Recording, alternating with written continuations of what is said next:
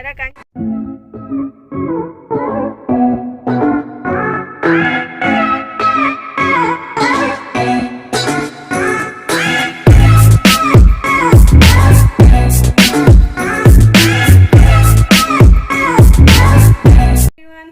welcome back to my YouTube channel Assamese बरी Susmita kitchen and blog और मैं सुस्मिता मोर channel आपलोक सकलोके स्वागतम जनाइছো आशा करिছো सकलो भाले कुशले आछे मयो ठीके ठाके आछो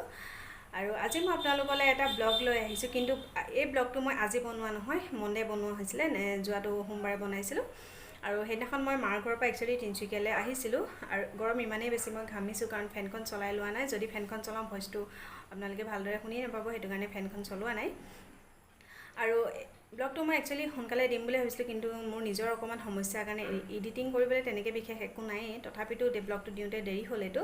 আৰু হেদিনাখন মই ঘৰলৈ আহিব লৈছিলো সব আৰু হেদিনাখনে ব্লগটো মই বনাই ৰাখিছিলো আজি মই মাত্ৰ আপোনালোকলৈ আগে বহাইছো আৰু হেদিনা আসলতে মই আজি আগবঢ়াবলগীয়া ভিডিওটো হৈছে মোৰ শিৱসাগৰৰ আমাৰ ঘৰখন দেখিবলৈ কেনেকুৱা তাকে ভাবিলো আপোনালোকৰ লগত অকনমান শেয়াৰ কৰো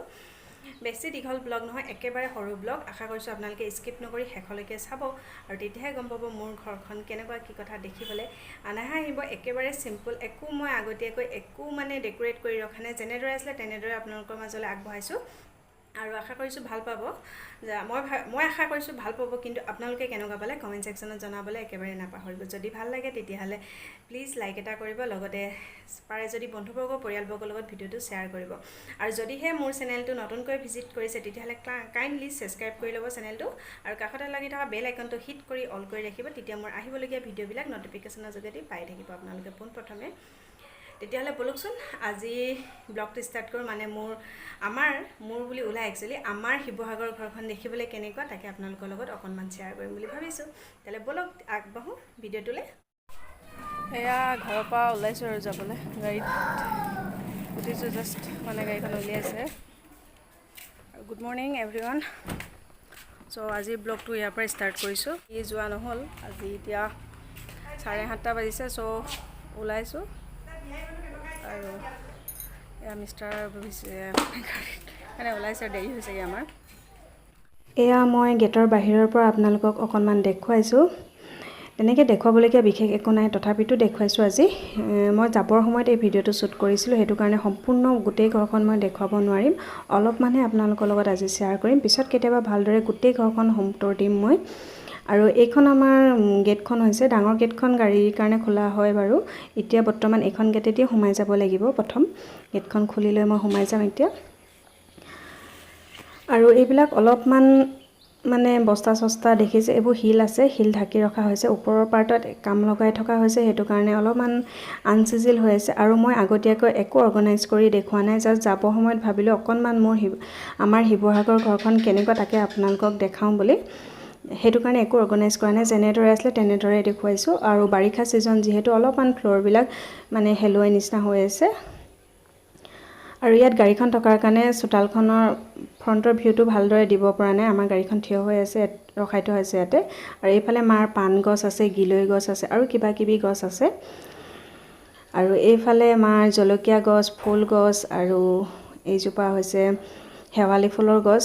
আৰু এজোপা তামোল গছো আছে আৰু এইফালে টেপটো হৈছে বাহিৰৰ পৰা আহি ভৰি হাত মুখ হাত ধুই ল'বৰ কাৰণে আৰু ফুলত পানী দিবৰ কাৰণে চোতাল চাফা কৰিবৰ কাৰণে এই টেপটো ব্যৱহাৰ কৰা হয়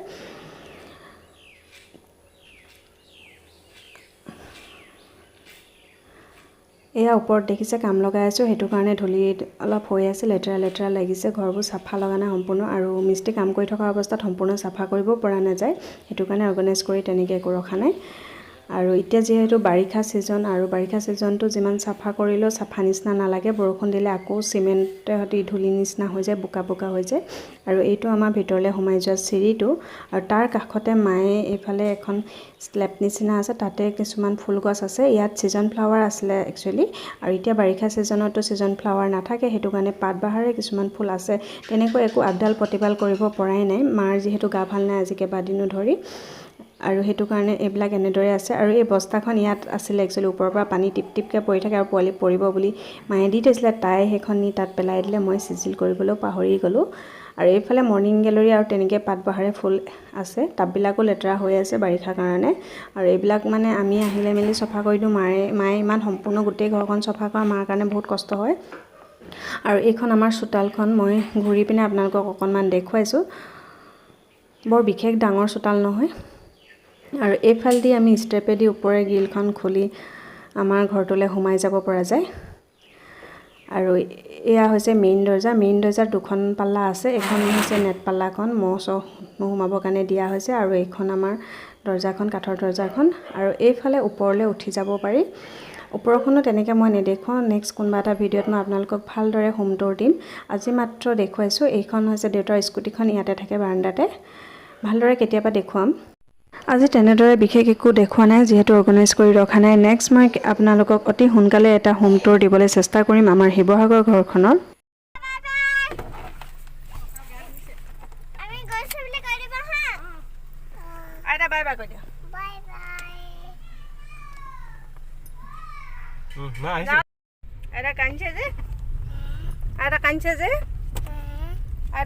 তোমাক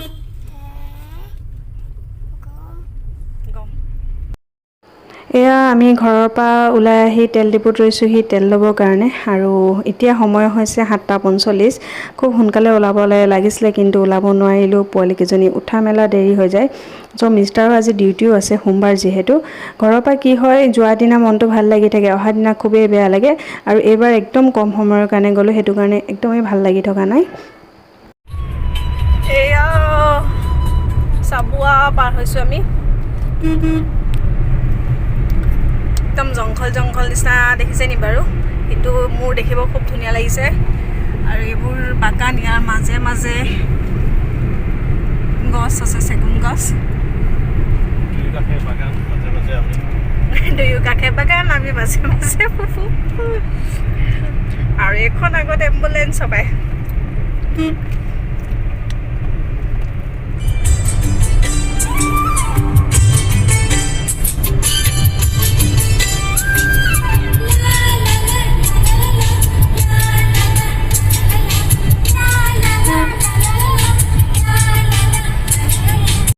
এয়া আমি আহি ঘৰ পালোহি আৰু এতিয়া সময় হৈছে 9:30 আৰু মই সম্পূৰ্ণ ঘামি একদম অৱস্থা বেয়া হৈ গ'ল কাৰণ ৰ'দটো বহুত বেছি চোকাকৈ ওলাইছে আৰু মৰ্ণিঙত যদিও গাড়ীৰ পৰা নামি দিয়া মাত্ৰক একদম মূৰৰ পৰা ভৰিলৈকে মই ঘামি এদাই আৰু টোপোলি যথেষ্ট বেছি আছিলে সেইখিনি অহা যোৱা কৰোঁতে চিৰিয়ে ভাগৰি গৈছোঁগৈ